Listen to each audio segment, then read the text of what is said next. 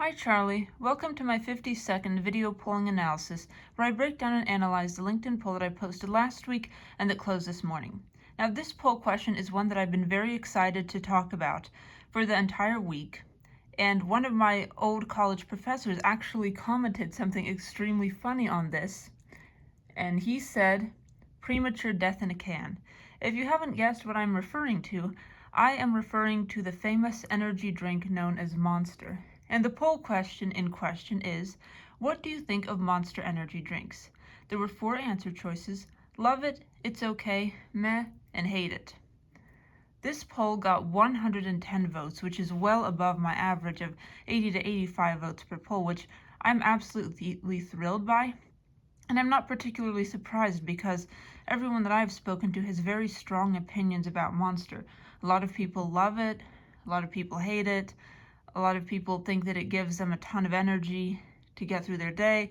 Some people say that it's basically premature death in a can, like my professor, who admittedly is in his 40s, so perhaps it doesn't make his body feel too good when he drinks it. But anyhow, on to the actual distribution of these 110 votes. 22% of the voters said they love Monster energy drinks, 15% said it's okay, 27% said meh, and 35% of them, including myself, said they hate Monster energy drinks.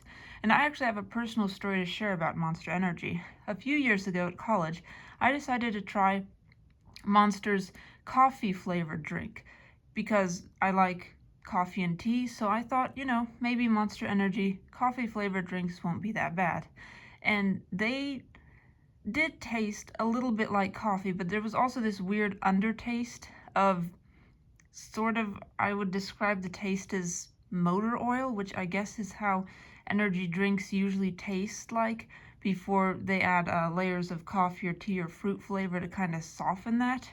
And also I had a stomachache for the rest of the day after drinking my coffee Monster, which does not happen when I drink regular coffee or regular tea. So I will not be trying Monster energy drinks of any flavor anytime soon. I'm sorry, it doesn't sit well with me, so I had to choose hate it for this particular poll. Anyway, on to some statistics about recent developments in Monster Energy. 2 weeks ago, Monster Energy rose by 5.26% after releasing earnings. That is, their stock price rose by 5.26%. So that means that the public perceives that Monster Energy is doing relatively well, and in some ways it is. Its 2024 revenue grew by 4.7% year over year to $1.81 billion. However, Monster's 0.38 EPS, or earnings per share, fell just a little bit short of the 40-cent analyst target. The overall Monster brand grew by 13.7% in 2024, which basically means that if you want to sell the Monster Energy, the company, you could get 13.7% more for it this year than you could last year. Monster Energy now holds 30% of the U.S. energy drink market, which is quite impressive considering all the competition that it's facing.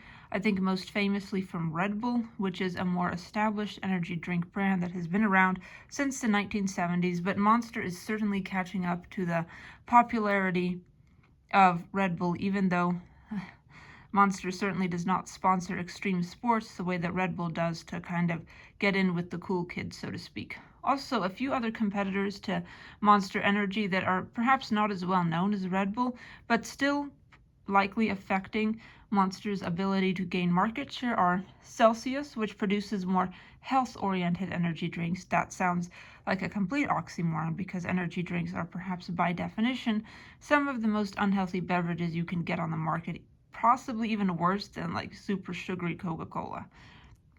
Another potential competitor for Monster is Alani Nu, which is an energy drink brand that targets young female customers because it's pretty well known that Monster's target audience is like young dudes who want energy to stay up all night and play video games. That's of course a stereotype, but that is kind of the vibes that they are going for. That is the audience they're attempting to target. And considering the foul taste of Monster Energy drink, in my opinion, I'm perfectly content to not be the target audience for Monster Energy, to be completely honest. But anyway, Charlie, thank you for listening to my little spiel about Monster Energy. As you can tell, I have some pretty strong opinions on the topic, but I respect those who think that Monster Energy is the greatest tasting thing in the world. Nothing wrong with that, but I will not be partaking in it, and neither will you, Charlie, because I don't think it's very good for cats. So anyway, just going to show you how the poll looks like on the LinkedIn webpage, just to prove that I'm not making this distribution up.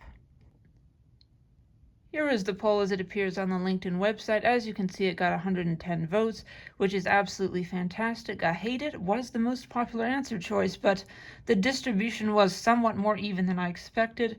To be completely honest, I expected either love it or hate it to be the overwhelmingly popular choice, but that did not end up happening. The distribution is quite even. There's a good variety of opinions here, and I'm thrilled to see that.